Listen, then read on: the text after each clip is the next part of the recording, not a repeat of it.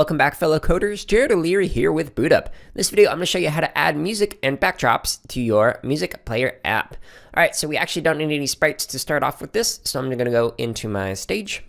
And in the sounds, you're going to add in a bunch of different sounds. So I've gone ahead and added in 12 by going from here, choosing a sound, and selecting some of the sounds in the Scratch library. And in the backdrops, I went ahead and added in a bunch of backdrops that match each one of the sounds. So because there are 12 different music loops that are going to play from my sounds, I added in 12 backdrops. And on these backdrops, I put in the name of the song. So for instance, Dance Celebrate, number 1 for the backdrop, is the same as the sound right here. So Dance Celebrate. Number 2 is Dance Around. And number 2 is Dance Around.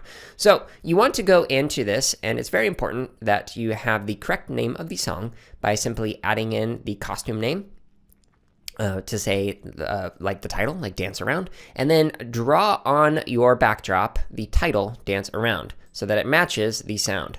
So if you're on number 7, Dance Slow Mo, you want to make sure that number 7 is Dance Slow Mo. So add in one backdrop for every single loop that you're going to have in your music player app, and make sure that it shows the title of the sound and that they match the correct number for the sounds and backdrops.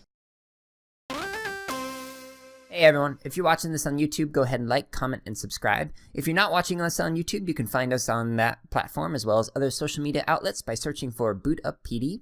And if you're looking for more free lessons, projects, and resources for teachers and students, visit us at bootuppd.org, where you can also learn about our high-quality professional development.